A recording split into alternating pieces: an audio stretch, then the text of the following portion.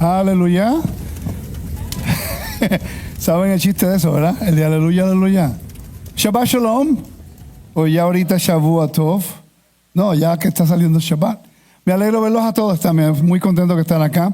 Le damos gracias al Todopoderoso por el privilegio de poder compartir con ustedes siempre la Parashá. La semana pasada estuvimos en California, pudimos ver a nuestra nieta, a nuestro hijo, y la pasamos bien en dos congregaciones, una en inglés y una en español. Así que les mandan saludos y pues ya estamos desarrollando otras conexiones en California, porque si algún día nos queremos mudar para estar cerca de la nieta. No, I'm just playing. Yo me crié en California, olvídalo, para allá yo no voy más de nuevo. Aunque me gusta California, no me duele nada, porque como no hay humedad como acá, no me duele y la paso bien allá, pero eso es otra cosa. Vamos a comenzar con el estudio del capítulo 30 de la Parashá, Vayeshev. Y vamos a estar hablando acerca de la historia de José. Aquí comienza un relato muy interesante y muy importante que necesitamos que estudiar. ¿Ok? Abrimos con una oración. Padre Abraham y Jacob, te damos gracias, glorificamos tu santo nombre. Te glorificamos y sabemos que tú eres el Todopoderoso, el soberano del universo, en la cual le das a tus hijos y todos los que te aman y temen tu nombre la protección, el amor y tu justicia. Te damos gracias por el gran amor que tú nos has dado en el nombre de Yeshua. Ayúdanos a entender en estas próximas porciones de la Torah. Abre el entendimiento para que las personas puedan ver tu jerarquía, puedan ver el rol, el propósito y la función de tu hijo Yeshua en la historia de José. Amén. La historia de José abarca mucha información. En realidad nos habla acerca de una familia disfuncional. Eso es algo que yo llevo estudiando hace tiempo con ustedes. Ya vamos para comenzando 3 años y medio, ¿no? Estamos ya para el 4 años, ¿no? Uno de los retos que yo tengo ahora es cómo presentarla para allá de una forma diferente.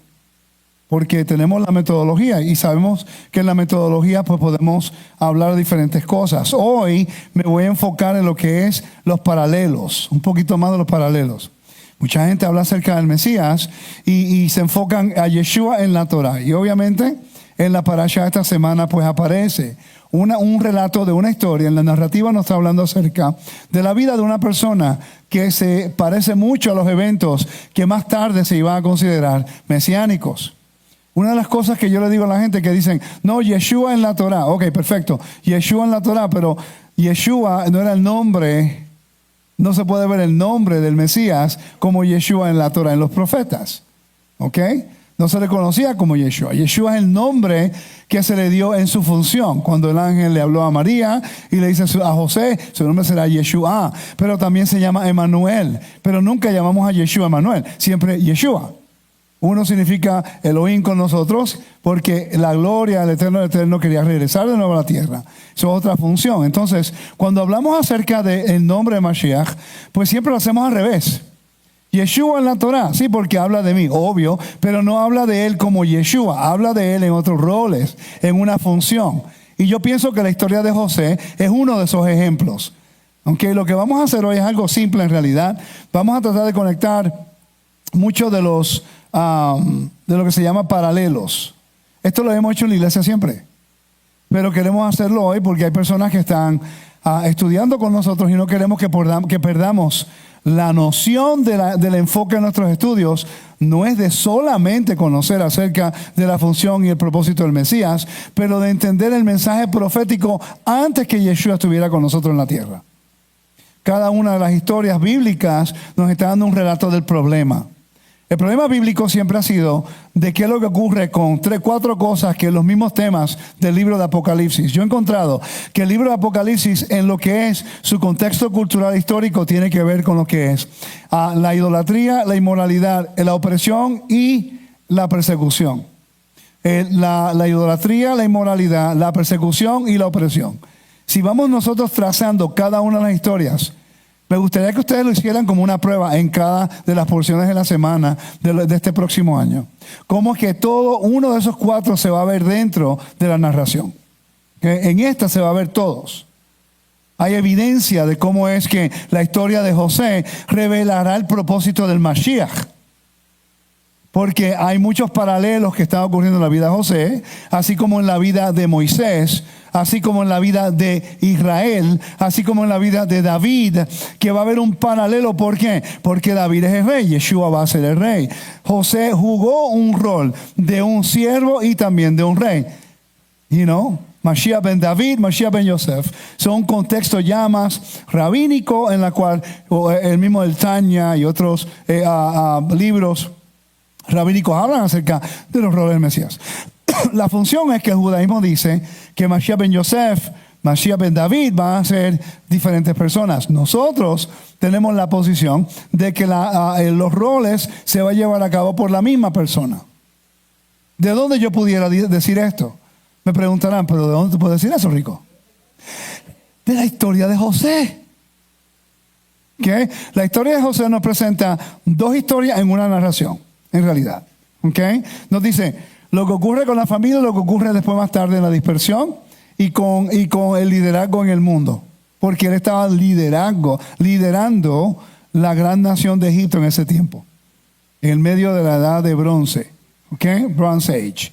Entonces, vamos a estudiar algunas cositas. Aquí quiero darte algunos detalles, porque creo que es importante seguir ese tema, pero tenemos que usar la metodología. Para los hermanos en las redes, la metodología que usamos nosotros es sumamente importante, porque nos relata a nosotros lo que estamos tratando de organizar, los pensamientos que estamos organizando. Si usted estudia la historia de José, de Jacob, con sus 12 hijos, vamos a encontrar cada uno de esos elementos.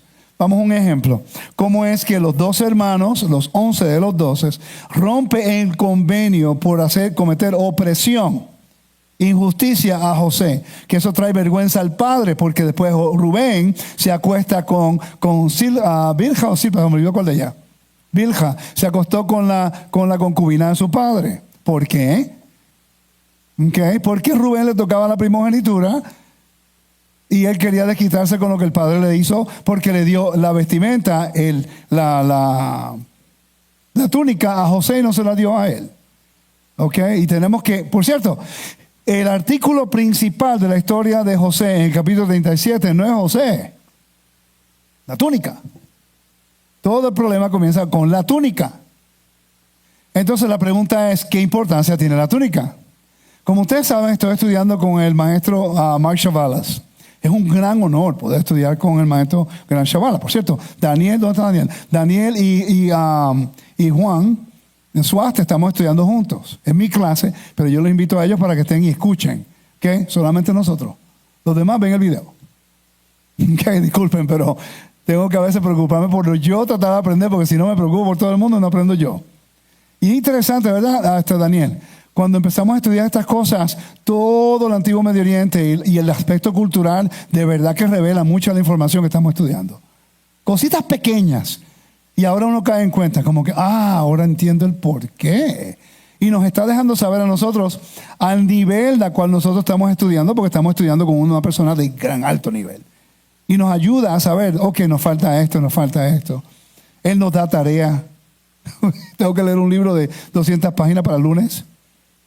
Mi tarea. Ustedes no saben que yo estudio. Yo no estudio para enseñar, yo estudio para aprender. Es muy diferente. Esta historia nos enseña a nosotros cómo aprender de los ejemplos y de lo que ocurre con las personas en el pasado. Con Abraham, con Isaac, con Jacob, con José. Hablamos de José como la prefigura del Mesías. ¿Es verdad que sí? ¿Cuántos de ustedes creen que José es la prefigura del Mashiach? Levante su mano.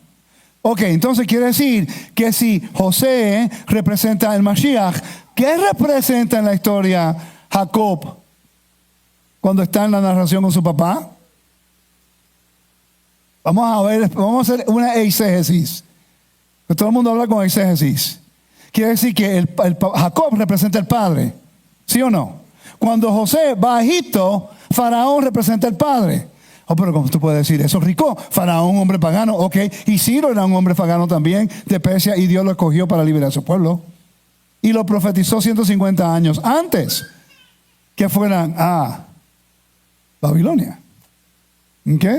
Un rey persa profetizado por Isaías. Hello.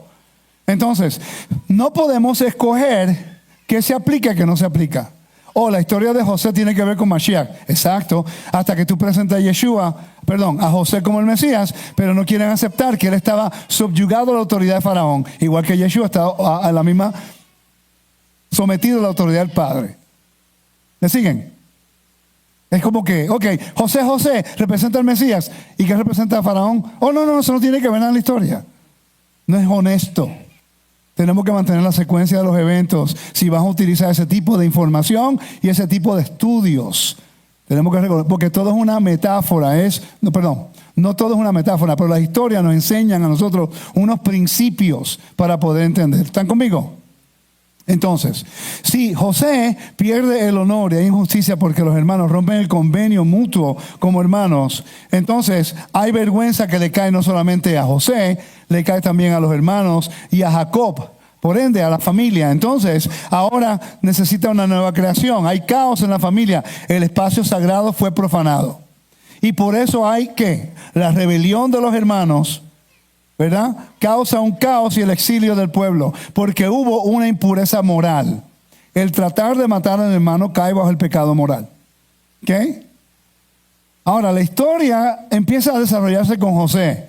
Y como José es bien fiel al mandamiento, fiel a lo que es su compromiso con Dios. En realidad no había una Torah como tal, pero sí habían instrucciones que nosotros sabemos a cuánta información había, pero podemos nosotros tener una idea, ¿no?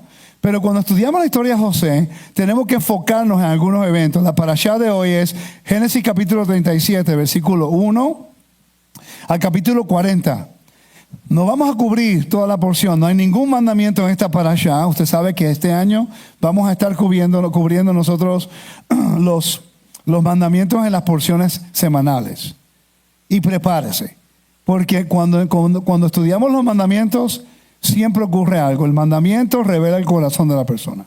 Este año yo creo que va a ser muy importante para esta congregación. No puedo hablar a los hermanos en las redes, pero esta congregación nos va a unir más, o algunos se van a enojar y se van a ir, o a otras personas nuevas van a entrar, porque vamos a enseñar el mandamiento sin ninguna agenda, solo para aprenderlo y caminar mejor en ella. No vamos a tratar de pasarle la mano justificando las cosas. Vamos a presentar la información y le oramos al Padre que nos dé sabiduría para ajustarnos a su contexto. Si usted no está preparado para seguir algunas cosas porque no las entiende, no hay problema. Se queda sentadito ahí tranquilo y hace preguntas y sigue viniendo. Pregunta a los hermanos que estaban aquí desde el principio, que somos ahora unos cuantos, ¿no? Cuando yo comencé, ¿ustedes no pensaban que estaba loco? Sí. Y la hermana seguía ya. Pero seguía viniendo. Y algo que me gusta de mi hermana es que cuando yo digo algo, ella va y lo busca. El miércoles yo dije algo acerca de Janus. Búscalo en Google. Y ella me dice, validado, Moré. Seguida lo busca. A mí me gusta eso, los estudiantes. Porque queremos que usted sepa lo que se está diciendo, se alinea con la palabra. Y hay maestros que no les gustan ser responsables. They don't like to tell you you're wrong. It's easy to be right on everything, but when you're wrong, they don't like it. They get mad. A mí no me molesta si me lo dice con respeto. Me lo dice con respeto. Puedo adaptar, dame la información. Vamos a buscar, vamos a investigar. Ya llegó el momento de que la palabra abra el corazón y nos enseñe cómo son las cosas. Amén. Ok. Jacob habitó en la tierra donde había peregrinado su padre en la tierra de Canaán. Esta es la historia de las generaciones de Jacob. Esta es una historia, ¿ok? Recuerda, cuando la Biblia te da una historia, hay un propósito detrás de la historia. Nosotros nos enfocamos solamente en ser tan dogmáticos que perdemos la esencia del mensaje, pues. El mensaje a veces quiere llevarte a una línea que a lo mejor no lo ves ahí, pero cuando lees el libro de Deuteronomio lo vas a ver allá. A mí me ha pasado mucho eso. Mira, los otros días el hermano y profesor Chavalas dijo algo que yo no había entendido en años. Y fue en una conversación haciendo preguntas. ¿Ok? Por cierto, en la historia de José vamos a ver lo que es una nueva creación. El tema principal va a ser nueva creación en el capítulo 37. El conflicto, ¿ok? Hay un tipo de juicio que los hermanos lanzan en el pozo y después hay una nueva creación. Esa nueva creación ahora él va a otro lugar y pasa por un proceso. Vamos a hacer si cubrimos nosotros el capítulo 37 y 39. No vamos a leer 38. Ya yo cubrí eso anteriormente. ¿ok? Porque se aparta de la narración. Yo quiero mantener la narración. En el capítulo 38 habla acerca de Judá y su familia con Tamar. Yo hablé acerca de eso. De vez en cuando tenemos que, pues, enfocarnos en algunas cosas. Ok, cuando José tenía 17 años, apacentaba el rebaño con sus hermanos. Tenía 17 años, recuerde eso. Ya había pasado todo ese tiempo. Lo último que tuviste fue cuando Raquel dio a luz. Quiere decir que ¿dónde nació José? ¿En la tierra o en la dispersión?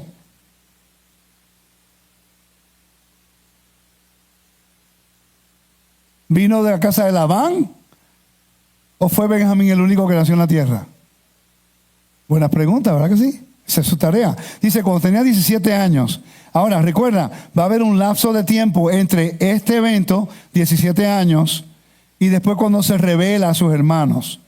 Quiero que mantengan el tiempo, lo que es la cronología. Hay una Biblia nueva que tengo en inglés, muy buena, The Chronological Bible. En inglés no he conseguido en español. ¿Okay? Dice, cuando José tenía 17 años apacentaba el rebaño de sus hermanos. En el resto del estudio voy a tratar de hacer un contraste entre Yeshua y José. ¿Está bien? Quiere decir que aquí entra uno de los contrastes. Yeshua es el buen pastor. José fue enviado a ver las ovejas, el rebaño. El joven estaba con los hijos de Bilha y con los hijos de Silpa. Ya tú sabes que hay un problema. No lo había puesto. I'm sorry. Siempre se me olvida algo y nadie me dice nada. Gracias. Tú me lo dijiste, Pete. Es un premio hoy. Daniel, llévala a comer. Ok, entonces, el momento que tú lees el texto, ¿se ve? Un poquito más grande porque todos están ciegos. Ok, es que estoy yo ciego. ¿Qué pasó? Mira lo que dice, cuando José tenía 17 años, apacentaba el rebaño con sus hermanos. ¿Recuerda? Yeshua el buen pastor, José el pastor. ¿Okay? El joven estaba con los hijos de Bilha y con los hijos de Silpa, mujer de su padre. ¿Y por qué no con los hijos de Lea? Del resultado del problema entre Jacob con Lea y Raquel.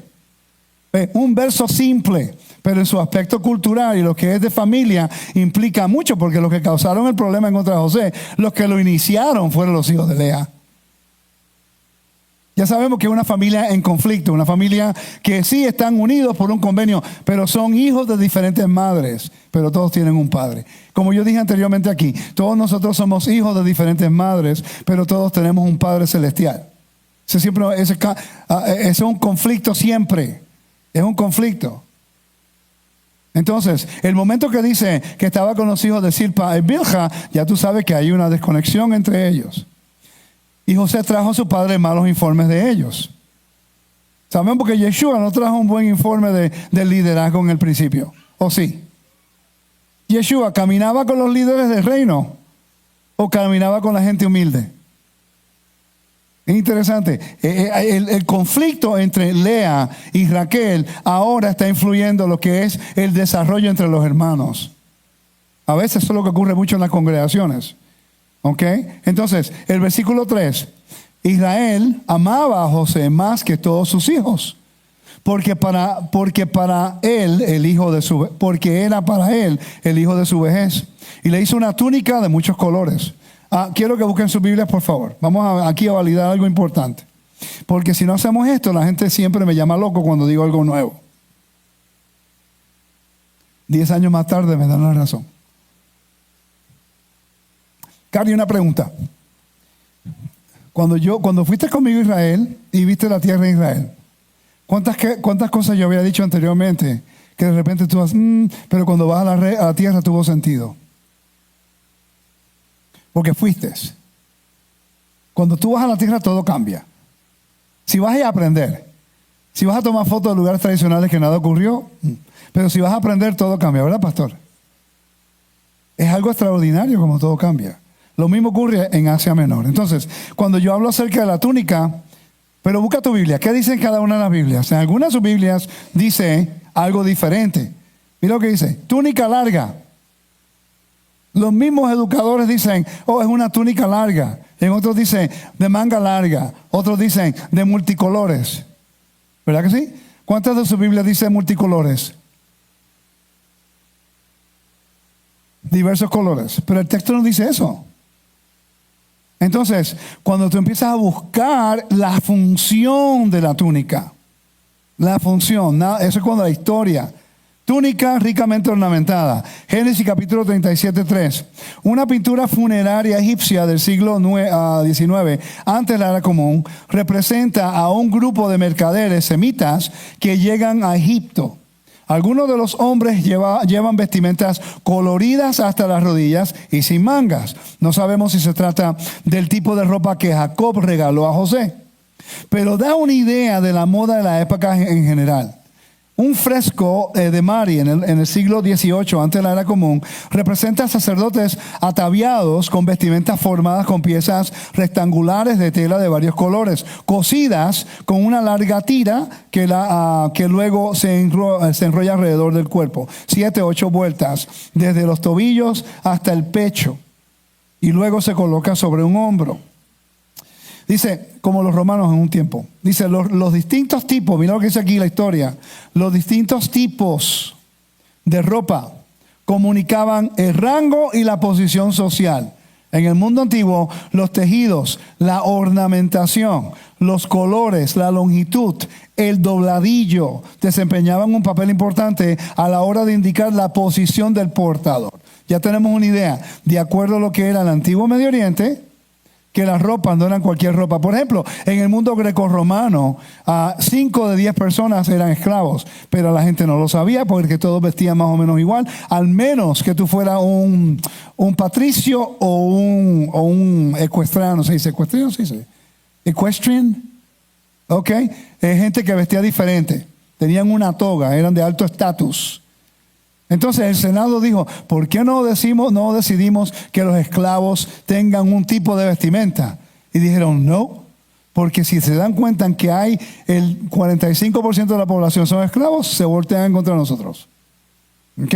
Entonces, en el mundo antiguo las vestimentas representaban algo. En este caso, la vestimenta de José, representa el estatus. Ahora, ponte a pensar, si tú eres José, 17 años, y todo lo que dicen tus hermanos se lo dice a tu papá. Y ahora tú tienes el conflicto con tus otros hermanos y la primogenitura que le pertenece a Rubén, ahora te la dan a ti. Y tú eres el hermanito menor e inmaduro. El del papá.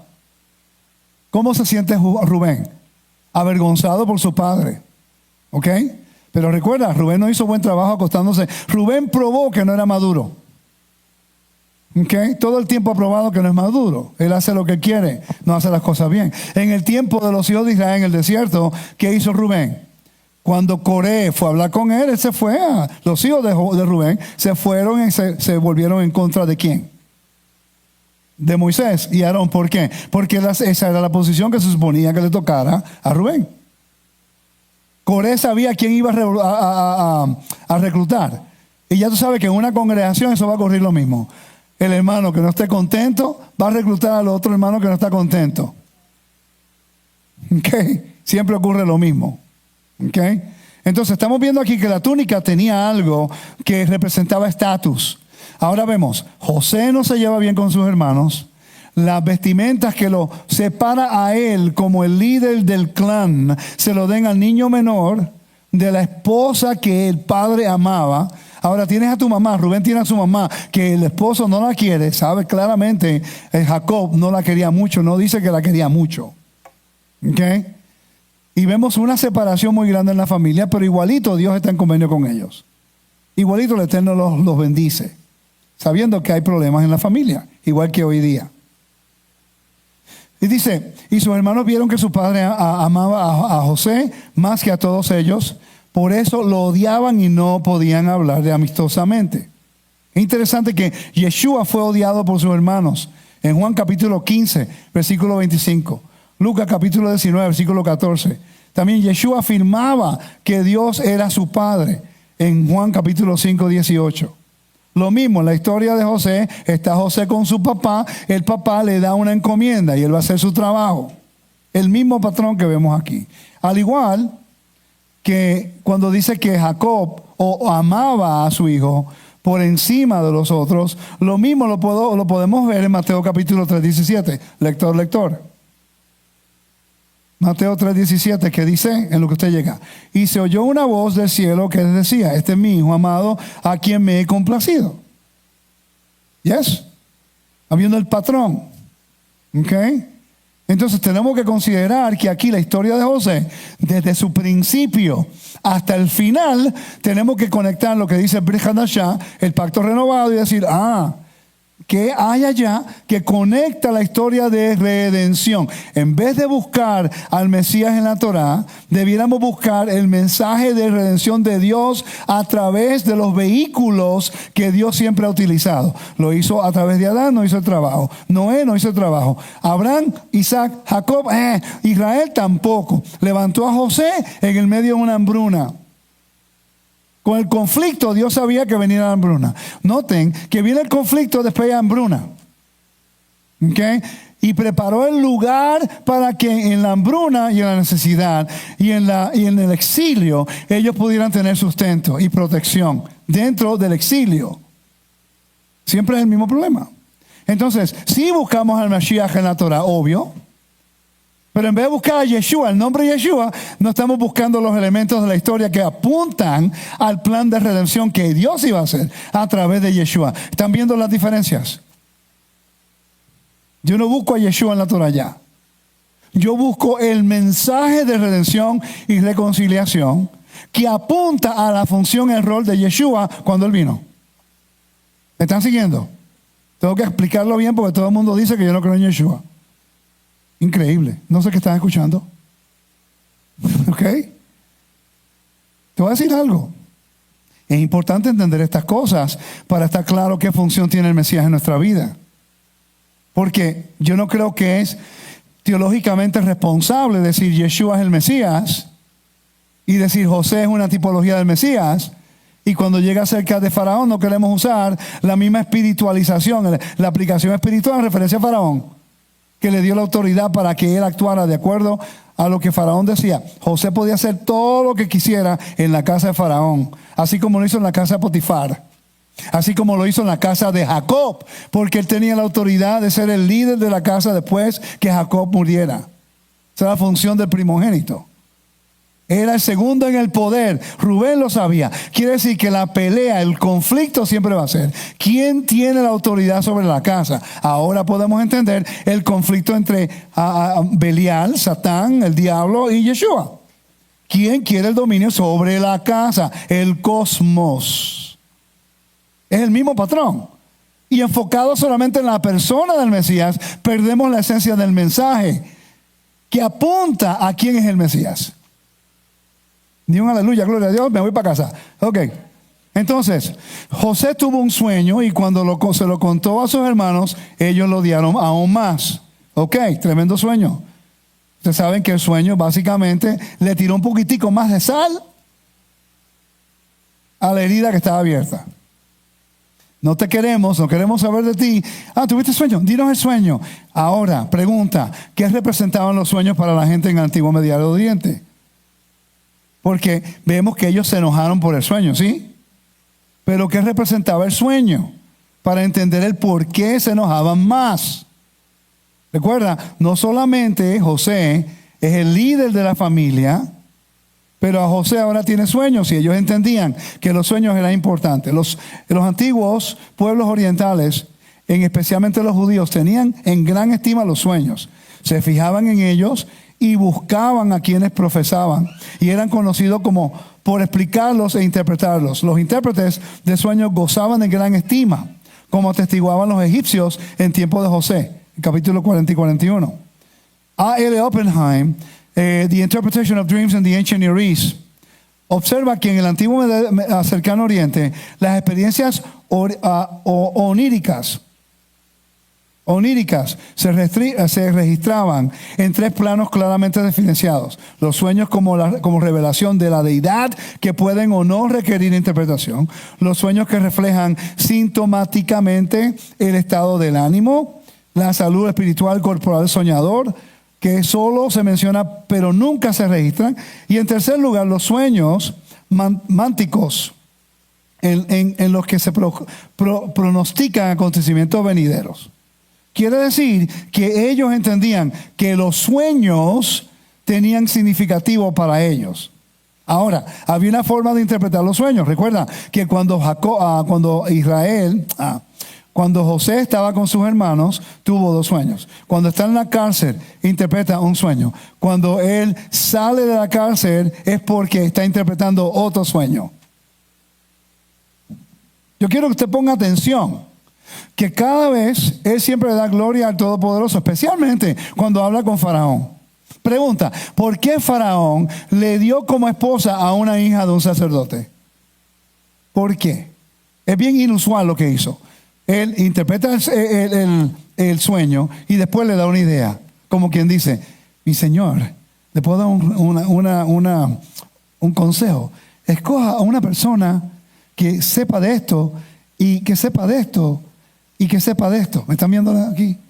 Por favor, considere una persona sabia, una persona que sabe de esto, como diciendo, escoja, pero apuntándose al mismo. Cuando yo veo la historia de José, yo veo eso.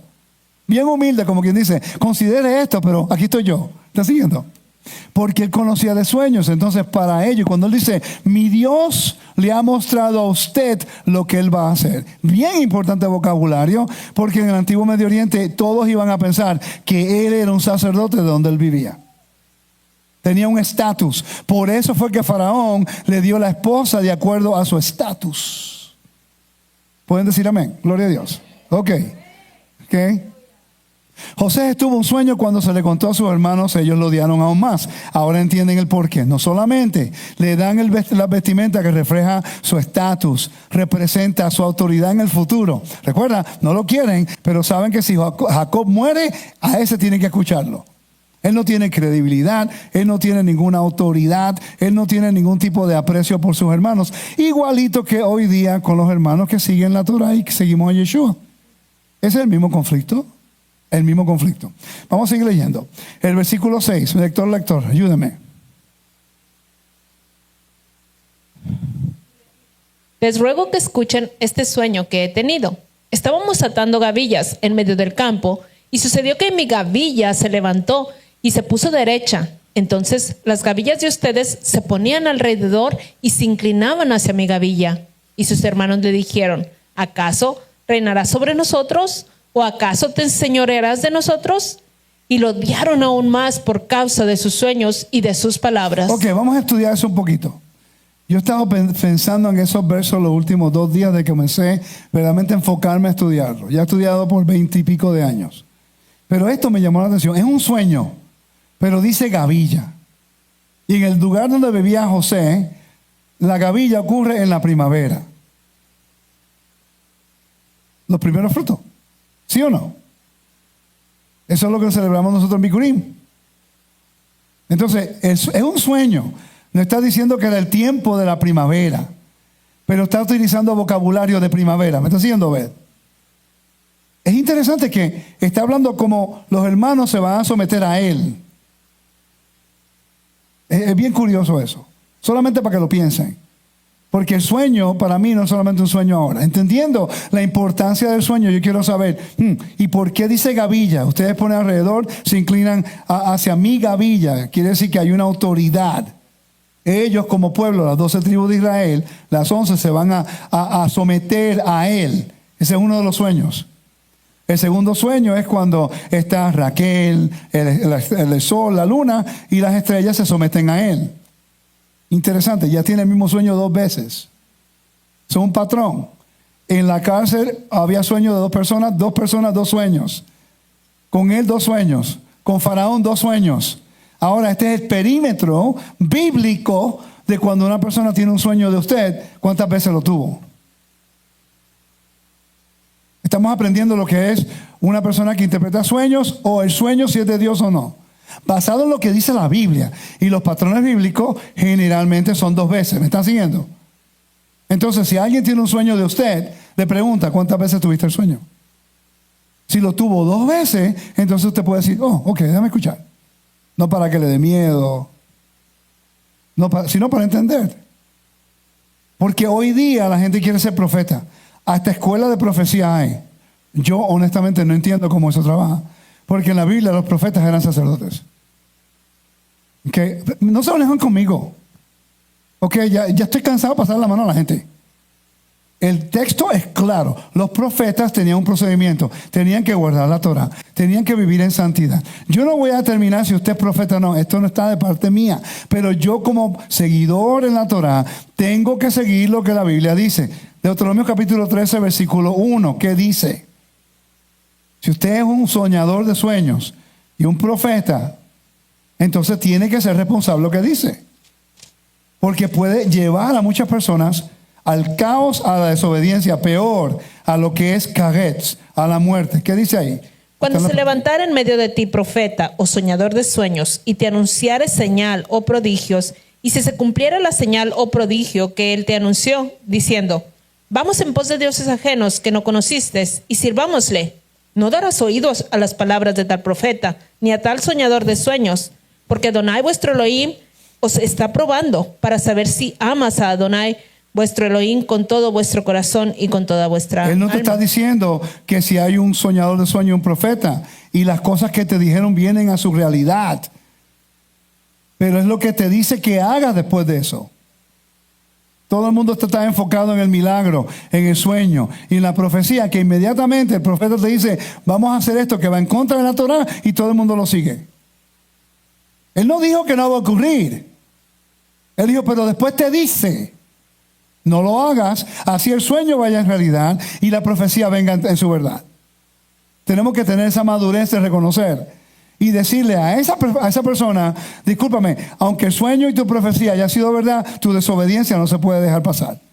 Porque está guiando al pueblo a lo que es la desobediencia, a la rebelión. Tienen que prepararse porque si levantan el altar, eventualmente el falso profeta va a venir. El falso profeta, el falso ungido. ¿Tú no crees que él va a hacer milagros? ¿Tú no crees que él va a profetizar? ¿Tú no crees que esas cosas van a llegar a su realidad?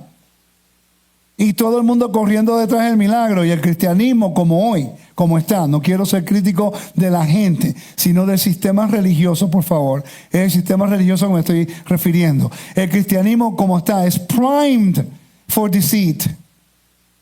The Christian church as we know today is primed to be deceived because they're seeking after miracles and signs, not after the essence of the Torah. Están siguiendo solamente a lo que es los milagros y las señales, no la esencia de la Torah. Como un niño, una mujer, un hombre que nunca ha tenido una experiencia en la vida y lo sacan de un campo y lo ponen en una metrópolis. Ese dura tranquilo un mes hasta que empieza a gozar lo que es, disfrutar lo que es una vida en una gran metrópolis y se pierde. Pregúntame cómo yo sé. Es fácil hacerlo, ¿ok? Muy fácil hacerlo. El versículo, regresamos aquí a Génesis. ¿Están conmigo? Dice, y sus hermanos, versículo 8, sus hermanos le dijeron, ¿acaso reinarás sobre nosotros? ¿Acaso te enseñorearás sobre nosotros? Y lo odiaron aún más por causa de sus sueños y de sus palabras. José tuvo también otro sueño. ¿Por qué no le dijeron que se callara la boca? ¿Por qué no le dijeron, mijo, tranquilo, no digas nada pues? Muchachito de 17 años, le acaban de dar la autoridad. ¿Qué ocurre con un joven cuando le dan mucha autoridad y no tiene madurez? ¿Qué ocurre? Vamos a buscar la psicología de esta narración. Un ejemplo, agarra una persona que ha vivido siempre en la pobreza y se ganó la lotería, $50 millones. No sabe manejar dinero. Míralo como en 10 años, 15 años donde termina. No sabe manejarlo. Es lo mismo. Estamos hablando de lo que es la inmadurez.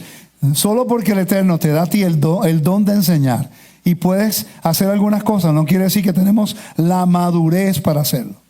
Eso es lo que yo siempre digo a todos los jóvenes que empiezan a estudiar conmigo. Cuando viene un muchacho de 20 años, yo le digo, no, mijo, no. Estudia tranquilo, cásate, ten familia y después me busca.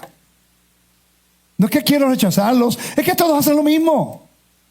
¿Quieren estudiar? ¡Wow! Quiero estudiar. Perfecto, me alegro tu entusiasmo. Yo estoy feliz que quieras estudiar. Pero ahora mismo estás soltero, no sabes lo que es una esposa que necesite, los hijos que necesiten, un trabajo que te demanda. ¿Por qué no aprendes a manejar tu familia primero y después decides si esto es lo que tú quieres? No es fácil. Y no es que uno quiere ponerle trabas a las personas, sino que ellos no entienden que esto es un maratón, se toma tiempo. Yo no estuve listo para el ministerio al 100% hasta que encontré a aquella señora preciosa, bella, linda que está allí. Antes de eso no podía, no sabía manejarlo. Necesitaba a esa persona que me ayudara y me complementara. Hasta ese momento estaba corriendo por todos lados y no hacía nada. Lo mismo ocurre con José. José, en su posición de autoridad que el padre le había dado, él no está tomando las decisiones correctas. ¿O será que él era tan correcto que quería hacer lo que Dios le había llamado a hacer? Ahí tenemos los dos conflictos. O él era tan correcto que estaba siendo honesto con lo que Dios le daba, o estaba siendo inmaduro. Yo no sé, porque puede ser percibido de las dos formas. Era un muchacho que por eso fue que Dios le dio la autoridad y encontró el favor, porque era un hombre correcto y era un hombre moral. Él probó su moralidad cuando estuvo en la casa de Potifar. Entonces ahora tenemos como a escoger, ¿es que era inmaduro o que era correcto? No sé si alguien lo ha presentado de esa forma anteriormente. Porque sería fácil decir que él es inmaduro, porque nuestra mentalidad, pero ¿por qué dices el sueño si obviamente, no te quieren? Porque los sueños representaban cosas, tenía una importancia y él lo sabía. Entonces ya él se da cuenta que lo que está viniendo proviene de Dios, no proviene de él mismo en su madurez. ¿Están viendo el conflicto si usamos los dos lados? Estoy como mi esposa, viendo las dos caras de la moneda. Ay, eso cansa. Yo no sé, esa gente que tiene ese talento de ver las dos caras de la moneda. Yo lo sé, estoy aprendiendo, no puedo. Se me hace difícil, ¿verdad, Jolie? Se me hace muy difícil. A veces uno quiere ser de una forma y se hace difícil. Es la personalidad, creo, no sé. Yo pienso estoy ahora reevaluando si de repente yo estoy correcto de decir que era inmaduro. Porque pensándolo bien creo que es correcto. Vamos a meditarlo por un segundo. ¿Qué ustedes piensan? Porque obviamente no le conviene que sea tan correcto porque le va a traer problemas. Y la historia no dice que él titubeó en decir lo correcto o que pensó en decir el sueño. Él lo dijo. O es inmaduro, no sabe lo que quiere, o es correcto en lo que Dios le estaba revelando. Es correcto. Entonces yo ahora tengo que reevaluar en la forma que estoy percibiendo a José. Porque no tiene lógica. Si lo hace una vez, yo entiendo. Fui inmaduro, no lo voy a decir más. Si la historia te dice, y tuvo un segundo sueño, pero no quiso decírselo a los hermanos. Entonces yo digo, fue inmaduro y está reconociendo que no lo hizo bien. Pero mira lo que dice aquí. Dice, José tuvo también otro sueño y se lo contó a sus hermanos diciendo, he tenido otro sueño. ¿Recuerda? Ok, lo voy a dejar ahí, voy a seguir si no termino nunca. Pero ya le di una idea de cómo conectar algunas cosas. Pregunta, hasta el momento, ¿qué hemos cubierto de nuestra metodología? Hemos hablado un poquito de arqueología cultural, histórico, geográfico, del templo todavía no, pero hemos cubierto un poquito acerca de los puntos acá. ¿Entienden por qué esto está aquí? Esto no es decoración, ¿o yo? Esto no está aquí para decoración.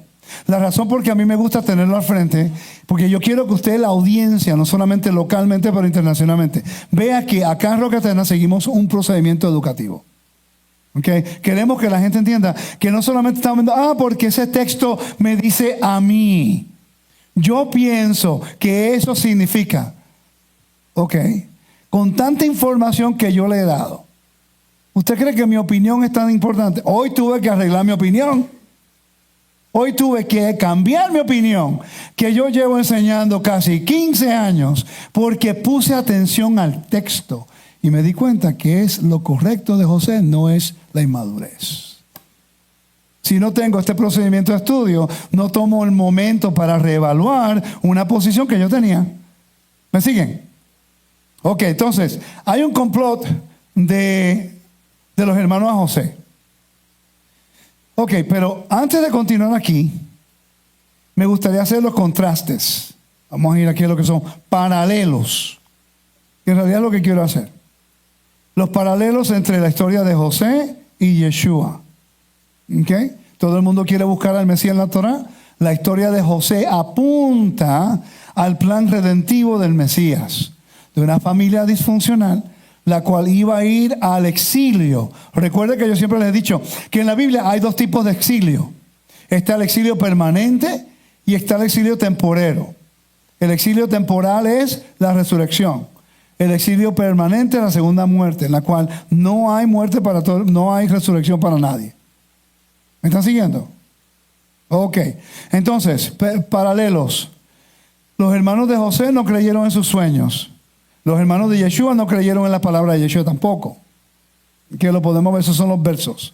Rubén tiene un plan para salvar a José. En Génesis 37:22, que es lo que íbamos a leer, Rubén les dijo, además, no derramen sangre, échenlo en este pozo del desierto, pero no lo pongan mano encima. Esto dijo para poder librarlo de las manos de ellos y devolverlo a su padre. Wow, tremendo plan. Vamos a lanzarlo al pozo y dejar que sufra un ratico y después lo llamamos papá. Tremendo hermano, ¿eh?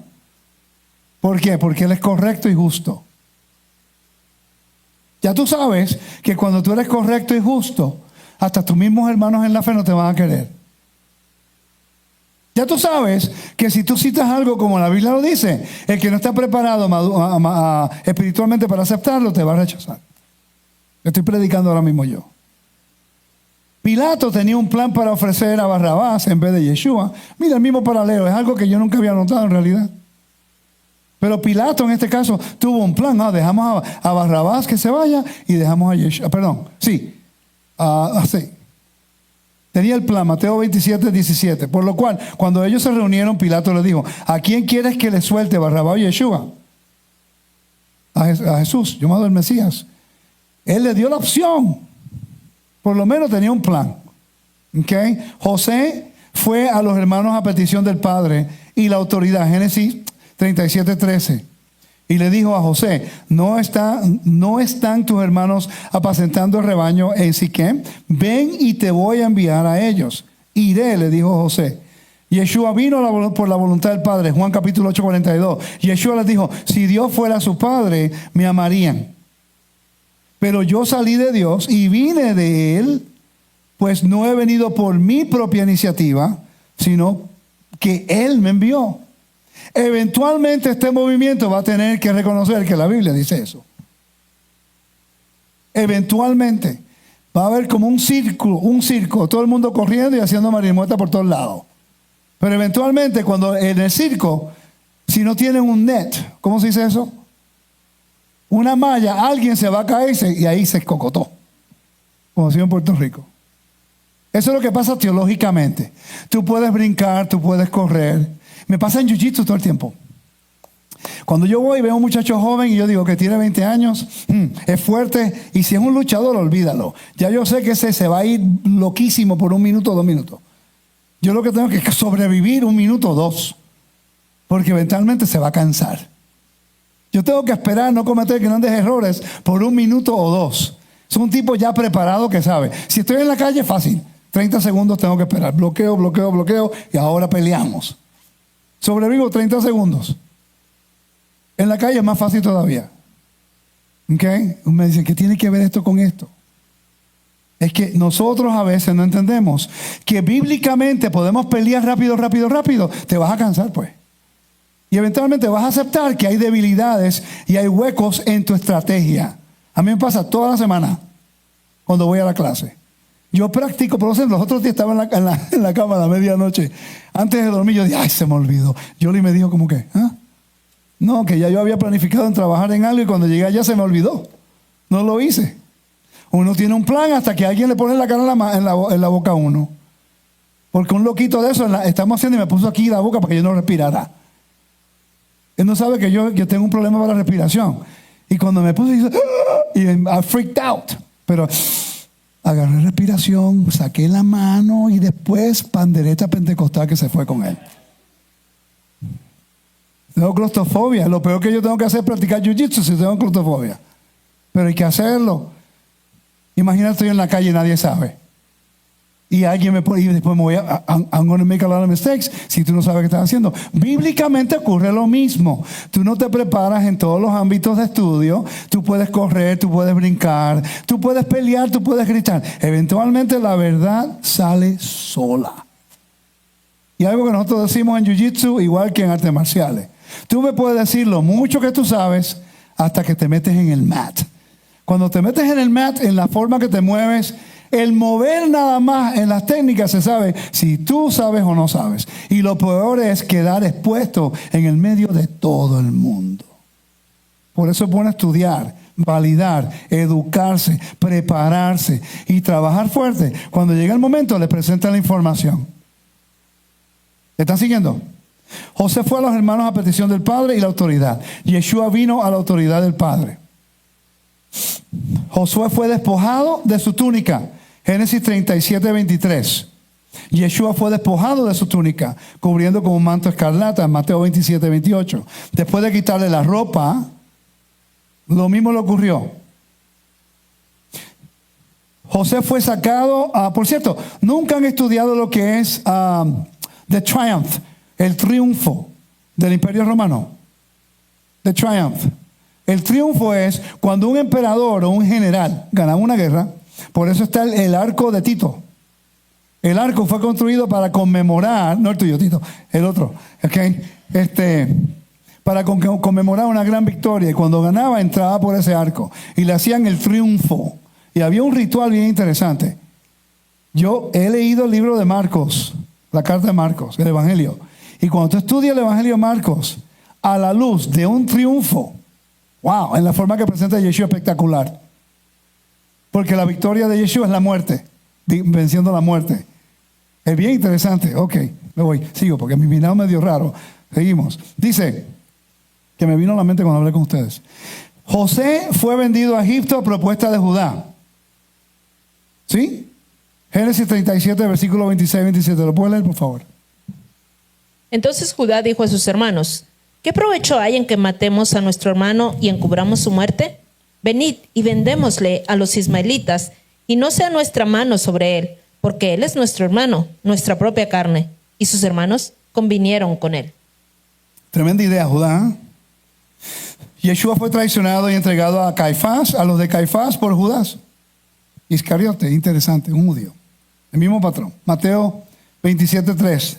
Entonces Judas, el que lo había entregado. José fue sacado de la fosa vivo en su cuerpo. Génesis 36, 37, 28, hermana. Y cuando pasaban los madianitas mercaderes, sacaron a José de la cisterna y le trajeron arriba y le vendieron a los ismaelitas por 20 piezas de plata y llevaron a José a Egipto. Por cierto, hay un académico que se llama, no sé si lo tengo por acá, dame un segundo. Yeah, right here. Este académico me están tratando de hacer el favor de poder estudiar con él también. Mark Chavalas me está recomendando con él. Este señor se llama James K. Hoffmeyer. Y yo no sabía que yo tenía todos los libros de él, he estado leyéndolo hace años, pero no sabía que él era la autoridad de egiptología en los últimos 40 años. Y vamos a orar que el Eterno me dé el favor, porque me quiere recomendar con él, se conocen, y así puedo estudiar con él directamente egiptología. Y eso sería una gran bendición. Así que, por favor, las puertas se están abriendo al mundo académico para nosotros. Wow, es un gran honor. Pero necesito que oren y me ayuden. ¿Okay? Porque yo quiero traer la información. En el libro Israel y Egipto, en la página 83-84, acerca del dinero que es. Cuando él habla acerca de las dimensiones egipcias de la historia de José, que son bien interesantes, dice: los académicos, tengo que bajar un poquito aquí, los académicos con formación egiptológica han reconocido desde hace mucho tiempo los elementos egipcios en la historia de José. Alan Schumann afirma que el escritor de esta narración hebrea tenía un conocimiento sumamente íntimo de la vida, la literatura, la cultura egipcia, particularmente en lo que se respecta a la corte egipcia.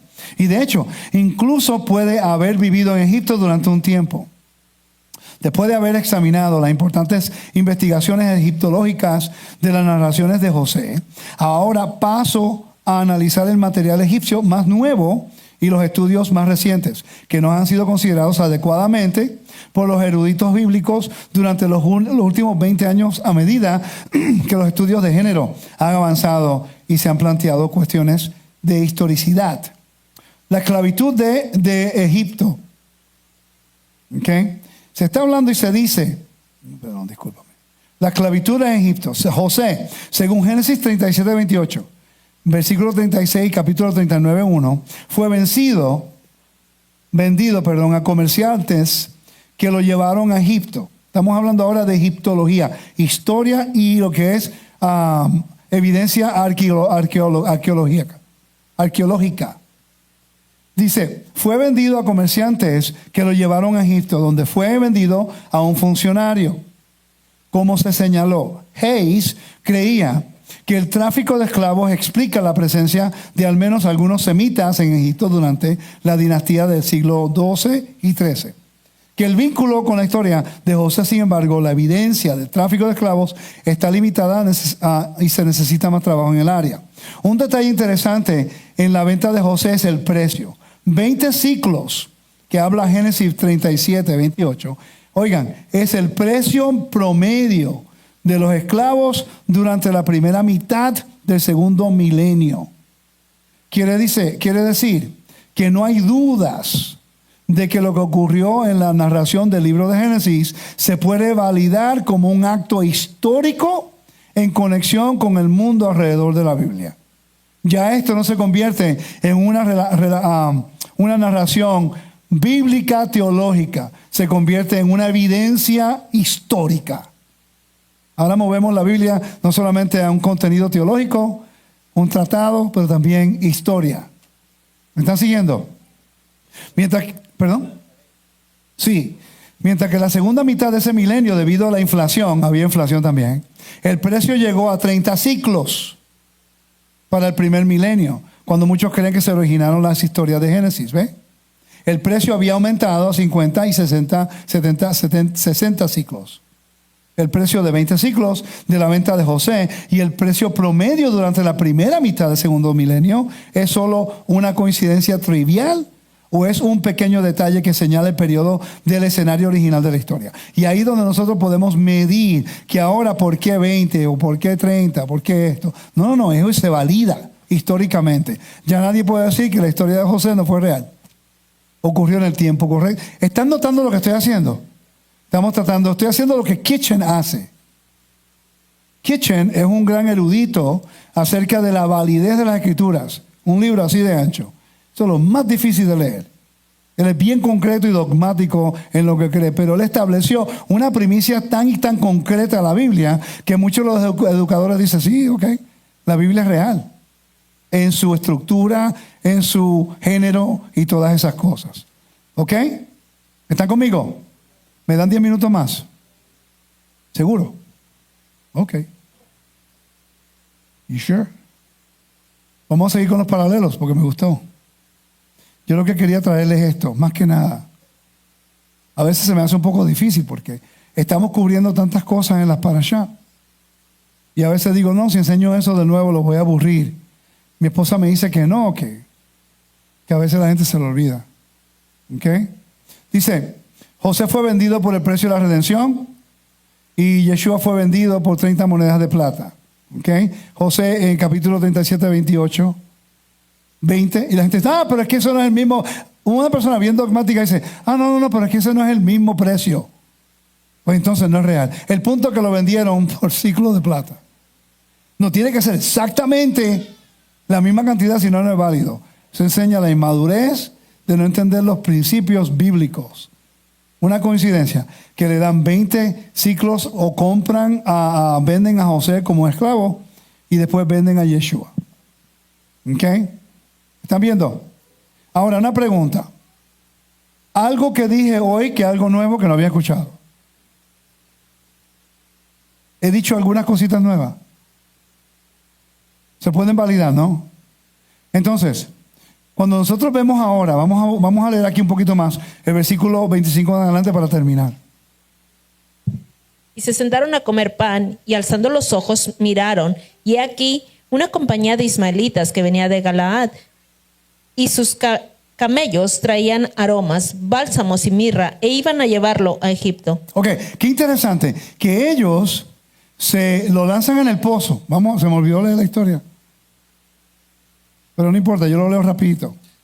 Dice, y dijeron uno a otro, aquí viene el soñador. Recuerda, José fue a Siquem, después terminó en Dothán. Ellos lo ven y dicen, ahí viene el soñador. Ahora pues, venga, matémoslo y arrojémoslo a uno de los pozos y diremos, una fiera lo devoró.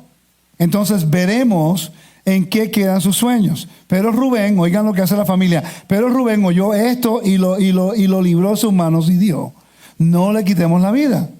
Rubén les dijo, además, no derramen su sangre, échenlo en el pozo del desierto, pero no lo pongan por encima. Esto dijo para poder librarlo de las manos de ellos y devolverlo a su padre. Ok, tremendo líder. Por eso tu padre no te dio liderazgo. Ahora entiendes el por qué el padre no le dio liderazgo. Ese era el lugar y el momento para decir, no, yo soy el mayor de esta familia y eso no se hace. ¿Qué hizo? No, tremenda idea. No, y después más tarde, cuando pasa la hambruna y cuando dejan a Simeón, lo dejaron en Egipto. Usted nota que en la familia ellos estaban en Egipto, agarraron el grano y se fueron. Simeón se quedó preso y se comieron el grano y no estaban corriendo para regresar a buscar a Simeón. Una familia de verdad. ¡Wow! Para que tú veas. Ok. Dice, cuando llegó José, llegó a sus hermanos, lo despojaron de su túnica. Ya sabemos lo que significa eso. La túnica de muchos colores, ya sabemos que no eran muchos colores. Lo tomaron y lo echaron en el pozo. A Yeshua le metieron en el sepulcro. Y ahí el pozo estaba vacío. El sepulcro era nuevo. Nunca lo había enterrado nadie allí. No había agua en él. ¿Ok? Entonces se sentaron a comer. Siga ahora el próximo verso. Y se sentaron a comer pan y alzando los ojos miraron. Y aquí una compañía de ismaelitas que venía de Galaad. Y sus camellos traían aromas, bálsamos y mirra, e iban a llevarlo a Egipto. Entonces Judá dijo a sus hermanos, ¿qué provecho hay en que matemos? Disculpa, se me ocurrió ahora mismo. No creo que está conectado, solamente tirándolo aquí. Pero cuando Yeshua nació, ¿no había gente del este que vino y le trajeron lo mismo? Qué interesante, lo acabo de notar. Yo digo, oye, pero los madianitas, los ismaelitas venían del este. Ok, interesante. No sé, tirándolo ahí. Recuerda que José nació de un nacimiento milagroso también. Raquel no podía dar luz. Ok, seguimos. ¿Qué provecho hay en que matemos a nuestro hermano y encubramos su muerte? Venid y vendámosle a los ismaelitas, y no sea nuestra mano sobre él, porque él es nuestro hermano, nuestra propia carne. Y sus hermanos convinieron con él. Y cuando pasaban los madianitas, mercaderes, sacaron ellos a José de la cisterna y le trajeron arriba, y le vendieron a los ismaelitas por 20 piezas de plata, y llevaron a José a Egipto. ¿Viste qué interesante? Vinieron un grupo acá, lo sacaron. Entonces, cuando ellos van a buscar el pozo, no encuentran nada. Pero mira, ellos estaban comiendo cuando José estaba en el pozo. Ellos se fueron a comer. Cuando Yeshua estaba en el sepulcro, estaban comiendo Pesaj. Porque comieron. Lo dice el texto. ¿Ok? ¿Están viendo los paralelos en la historia de José? El plan de redención. Ahora, lo que ocurre, dígame. Que cuando Jesús estaba en la tumba, estaban comiendo Pesaj. Ya, debo ir y Pesaj. ¿Y por qué era Pesaj? Imagínate que lo mismo que ocurre con José, mira lo que dice aquí. Cuando Rubén volvió al pozo, José ya no estaba en el pozo. Entonces se rasgó sus vestidos. Y volvió a sus hermanos y les dijo, el muchacho no está ahí. ¿Y yo a dónde iré? ¿Ok? Rubén después se dio cuenta, vamos a sacar al muchacho ahora. ¿Ok? Así que tomaron la túnica de José. Recuerda que la historia, todo gira alrededor de la túnica. Le dan la túnica, se enojan. Le rasgan la túnica y después toman la túnica y se la presentan al padre. ¿Ok? Dice, mataron un macho cabrío y empaparon la túnica en la sangre. Entonces enviaron la túnica de muchos colores y la llevaron a su padre y dijeron, encontramos esto, te rogamos que la examines para ver si es la túnica de tu hijo o no. Él la examinó y dijo, es la túnica de mi hijo. Una fiera lo ha devorado, sin duda José ha sido despedazado. despedazado. Jacob rasgó sus vestimentas y un duelo, imagínate. ¿Okay? Ahora, para poder terminar, aquí comienza ahora la segunda parte. La primera parte es la primera venida del Mashiach. Recuerda eso. Aquí ya va a haber un cambio de narración. Ya el Mesías vino la primera vez, sus hermanos lo odiaron, lo lanzaron en el sepulcro. Cuando fueron a buscar no había nadie. Recuerda que fueron a buscar el sepulcro, no había nadie. ¿Okay? Ahora, él se va ¿a dónde? ¿A dónde ha sido el mensaje de Yeshua recibido? ¿En Israel o en las naciones? Igual que la historia de José. ¿Dónde fue recibido? ¿En Israel, en Canaán con su pueblo o en las naciones de Egipto? El mismo patrón. ¿Qué tuvo que ocurrir para que hubiera reconciliación entre las dos familias? Hambruna, persecución y opresión. Ellos oprimieron a su hermano, después ellos son oprimidos. Interesante, medida por medida. Y dice, ¿puede leer el versículo 35 en adelante, por favor? Y se levantaron todos sus hijos y todas sus hijas para consolarlo. Mas él no quiso recibir consuelo y dijo, descenderé enlutado a mi hijo hasta el Seol. Y lo lloró su padre. Y los madianitas lo vendieron en Egipto a Potifar, oficial de Faraón, capitán de la guardia. Capitán de la guardia tenía posición. La historia de Judá y Tamar toma una, ahora como es, ¿cómo se dice la palabra que te dije que significaba en inglés? What was that word? La historia comienza y se aparta la historia, José por allá y Judá por acá. Judá va y se casa con una adulamita. ¿Ok? Visitó a un adulamita y allá había una mujer Shua, cananea, de un cananeo llamado Shua. Mira con quién se casa, con una cananea. Ese es el resultado de hacer cosas que no deben hacer. Después pierde la lógica. Mira, el caos que tuvo Judá, no tenemos tiempo para cubrir eso hoy. El año pasado lo cubrí mejor, ¿ok? Pero rapidito quiero hablar un poco, no mucho, acerca del capítulo 39. Capítulo 39 habla acerca de José. José, ahora comienza la historia del de nuevo. Y cuando José fue llevado a Egipto, Potifar, un oficial egipcio de Faraón, capitán de la guardia, lo compró a los ismaelitas que lo habían llevado allá. Pero el Señor estaba con José. Ahora, lo que quiero que consideren aquí en adelante, cuando sigan estudiando, no tenemos tiempo hoy, es que recuerda, ya José probó que era un hombre recto, hombre justo, pero aquí él va a enseñar que es un hombre moral, que es la clave del ministerio de Yeshua. Yeshua probó que un hombre puede vivir una vida justa y moral para ser justificado por Dios y recibir vida eterna. El pecado de Adán fue que una transgresión en contra de Dios, en la cual ahora la muerte toma el primer lugar dentro de la vida del humano. Ok, Yeshua nos prueba a nosotros, así como José lo hizo, que un hombre recto, especialmente moral y recto en un mundo pagano. Moral y recto en un mundo pagano. Peor, un hombre moral y recto en un mundo pagano en una gran autoridad de poder. ¿Cuántos hombres de gran poder en los gobiernos son rectos y justos? Muy pocos, ¿no? Y los que son rectos y justos, la gente no los quiere. No, ellos quieren socialismo. El socialismo de hoy, comunismo. ¿Ok? Ya vas a ver lo que va a ocurrir en Venezuela. Que supuestamente se supone que venga otro presidente. Ahí se va a quedar no va a querer salir. Porque es comunismo. Es la única opción. Va a haber una guerra civil. Él no va a querer perder el poder. Ya van a ver. Yo espero que no. Pero generalmente eso es lo que ocurrió en la historia. ¿Ok? Dice, vio a su amo que el Señor estaba con él. Vio su amo que el Señor estaba con él. Y el Señor hacía prosperar en su mano todo lo que él hacía. Así José halló gracia ante los ojos y llegó a ser siervo personal. El favor del Eterno a un hombre que es justo y que es correcto y moral.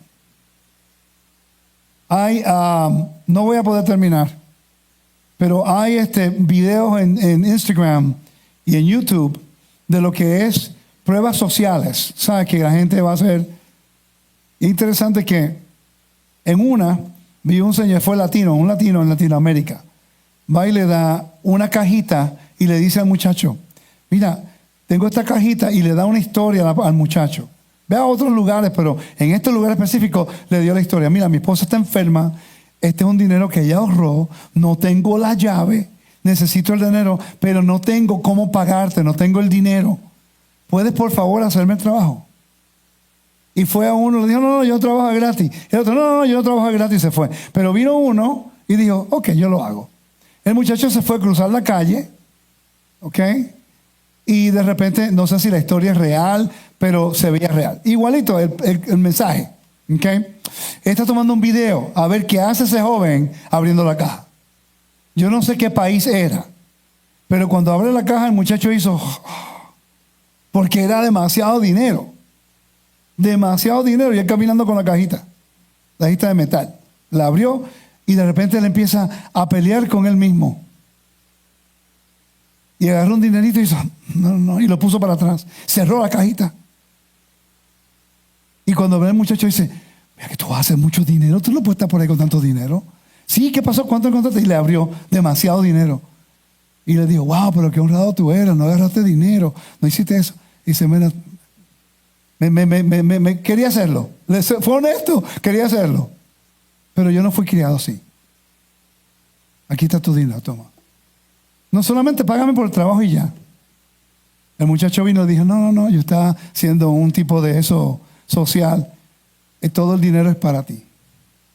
Y él se pone a ayudar porque supuestamente su abuela, si recuerdo correctamente, estaba enferma. Tenían que pagar y no tenían el dinero.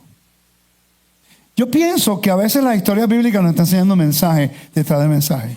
Aunque José era un hombre justo, moral y correcto, los hermanos no pudieron valorar un hombre que era correcto, un hombre que el padre pudo discernir que tenía la capacidad, que yo pensaba era inmadurez, pero en realidad era la capacidad que ser tan joven, pero ser tan correcto, que para ser un líder en una posición de autoridad, aunque la gente no te quiera, pero sé correcto, haz lo que la Biblia dice aunque la gente no te quiera.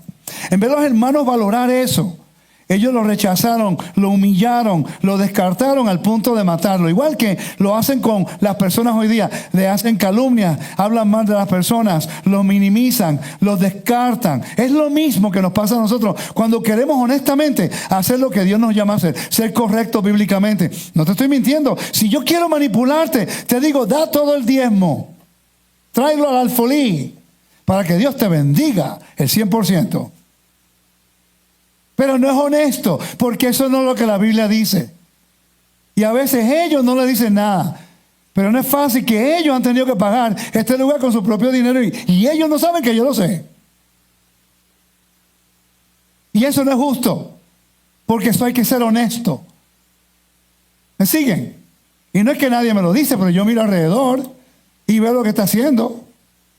Pero es justo, ¿verdad? Es honesto. Nunca piden nada a nadie. Se han sentado por 3 años y medio ahí al frente a aprender. Líderes de una congregación, dando el púlpito a gente que ni conocen, trayendo personas y confiando en mí, haciendo lo correcto. Por eso es que los respeto tanto a ustedes. Por eso nunca les pido nada a ustedes. Por eso siempre hablo con ustedes en cualquier decisión. Pero en lo correcto siempre están las críticas. La gente quiere entretenimiento, no hay problema. Vaya al entretenimiento. Vas a correr, vas a danzar, vas a gritar y vas a terminar igualito querer aprender. Te esperamos en 5 años.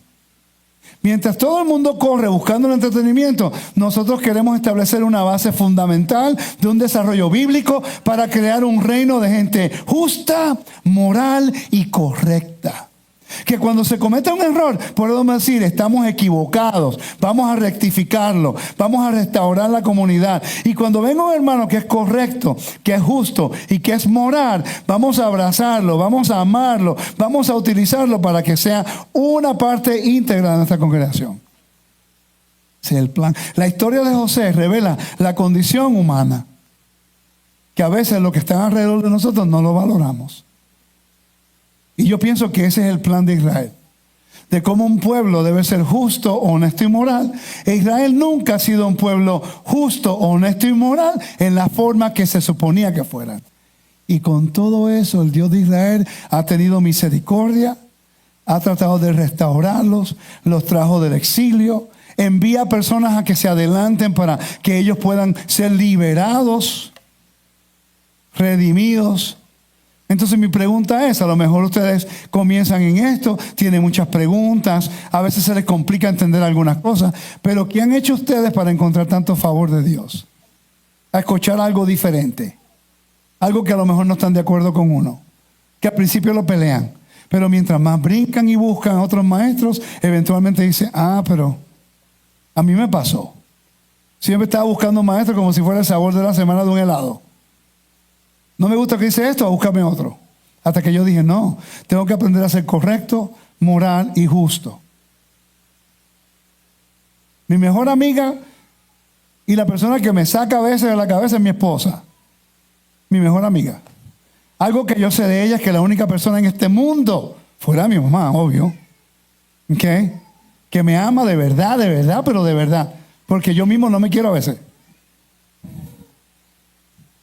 Y no es fácil, porque a ella le toca todo lo bueno y todo lo malo. Me dice las cosas cuando yo no las quiero oír. Tiene que lidiar con mi reacción. Porque a ningún hombre le gusta que la mujer siga encima de él todo el tiempo. Vale, esto. Ustedes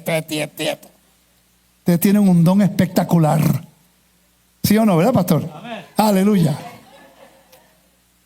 ¿Verdad? Y lo que ella quiere es un hombre justo, moral y correcto. Eso es lo que estamos buscando todos. Una mujer justa, moral y recta. Dios está buscando un pueblo justo, moral y recto. ¿Y usted sabe por qué yo amo al Eterno? ¿Sabe por qué yo amo a Dios? Porque tanta pasión que tengo por las cosas del Eterno. Porque yo sé que en lo más interno mío, sin Torah, y cuando Él me llamó, yo no era ni correcto, ni moral, ni justo. Y así me acepto. Me acepto como yo era. Tenía nada que ofrecerle a Dios, porque todo se lo había dado al mundo. José entendió que sus hermanos no lo querían, pero él dio lo mejor donde quiera que él estuvo. No es fácil salir de un pozo, ser odiado por tus hermanos, tu familia, la gente que tú piensas. Ahora yo tengo un gran problema, yo no sé quién me quiere y quién no me quiere. Y cuando dicen, yo te amo, Rico, espérate la semana que viene, el próximo estudio, a ver si me quiere. No es fácil. Pues tú quieres ser moral y justo y correcto bíblicamente, vas a conseguir muchos amigos y muchos enemigos.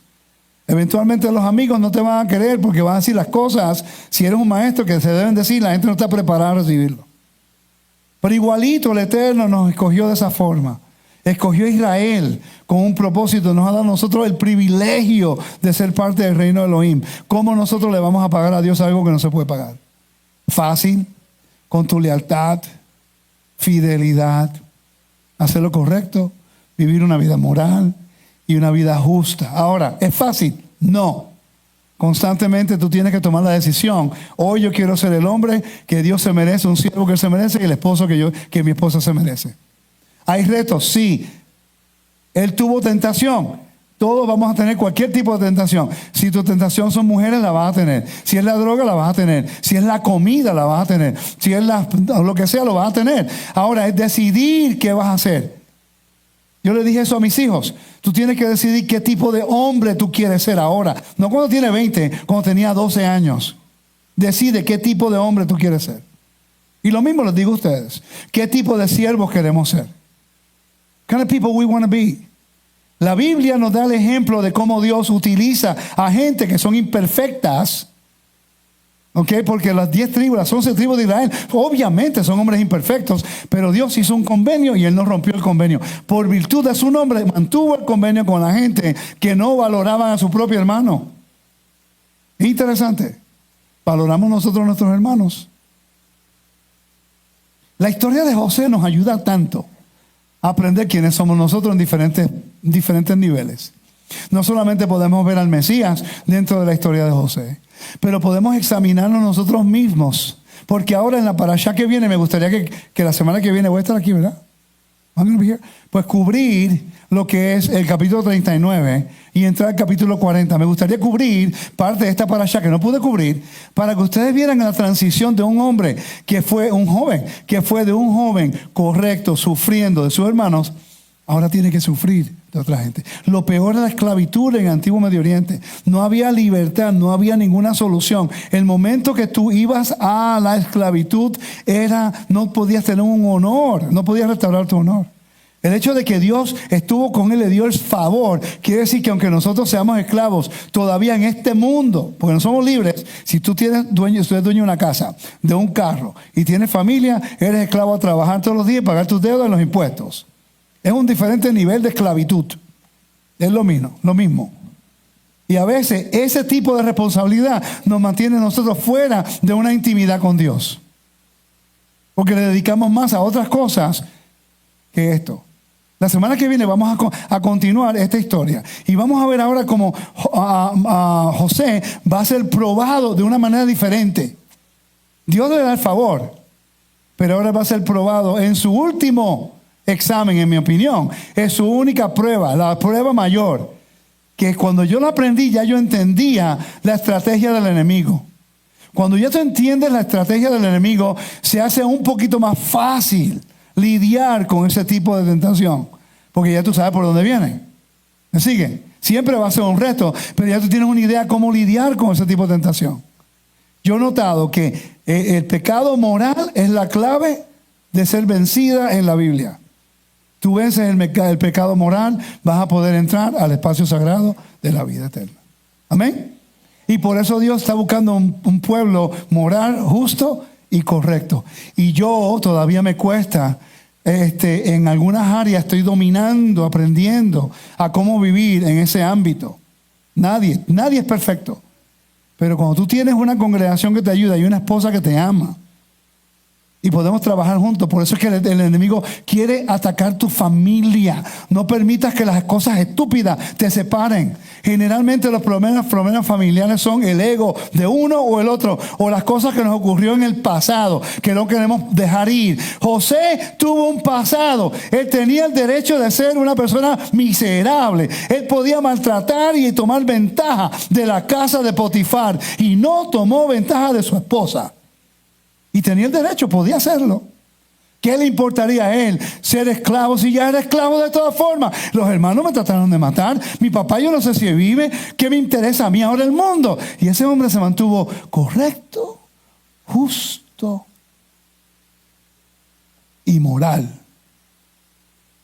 Cuando yo me casé con mi esposa, yo recuerdo un evento que ocurrió en, I don't know if it was a supermarket, nunca digo la historia bien. Pero yo recuerdo, estábamos en un supermercado y que Tito me pidió algo. Y yo dije que no. Él fue corriendo con su mamá porque Tito no es mi hijo biológico, pero eso es mío. Ese es mío. ¿Ok? Y yo lo amo. Pero el fondo de mí yo dije que no. O sea, los niños prueban eso. Pero algo que a mí me tocó, que cambió todo, que cuando él va corriendo con su mamá y le pide a la mamá y yo le escucho a ella que dice, ¿qué dijo Rico? Es que yo no soy su papá biológico. Pero ella entendió que estamos trabajando juntos. Y me dio una autoridad que yo ahora cuando lo escuché yo dije, oh wow, ahora ¿qué yo voy a hacer? Me conseguí una mujer que me da la autoridad de poder ser un hombre en mi casa.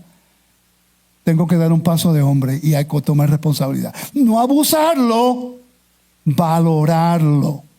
José valoró la oportunidad que le dio Potifar de tomar su casa. Y cuando vino la prueba, no cayó en las anclas de lo que es la inmoralidad. Y los problemas que tenemos nosotros, y cuando mi esposa respondió de esa forma, yo la escuché y yo dije, wow, yo espero que esté diciendo la historia correctamente. Los hombres tenemos un gran talento de decirlo al revés. ¿Estoy diciendo bien? Cuando yo la escuché, eso fue como un cheque en mi corazón. Por fin llegué al lugar donde ella entiende su rol, yo entiendo mi rol. Ahora tengo que yo ser una persona digno de ese honor. Porque ahora me está dando una autoridad. Potifar le dio a José una autoridad. José podía tener la excusa de decir, no, pero cuando era chiquito mis hermanos no me querían. Y yo soy, tengo trauma y me molesta esto. No, tú estás inseguro, que si esto otro. No. Él dijo, no, yo tengo un talento, el Señor me reveló 2 sueños, mi papá me dio la autoridad cuando me puso las vestimentas, ahora ¿qué tengo que hacer yo? Estoy en la esclavitud, no me gusta la situación, pero Dios me dio el favor. ¿Qué tengo que hacer por usted, Potifar? No hay problema, ok, yo le voy a ayudar en toda su casa. Y viene la esposa. No, a usted yo no la puedo tocar. Y fue acosado, lee el texto, fue acosado. Usted no entiende que en el mundo antiguo los amos de una casa podían hacer lo que querían con los esclavos. El hecho que no lo mataron es un milagro. Y él no le importó. Me fui por encima de mi tiempo. Él no le importó porque quería mantenerse moral y justo y correcto. Y él pasó esa prueba. Yeshua pasó la prueba. Y nosotros tenemos que eventualmente imitar al Mesías.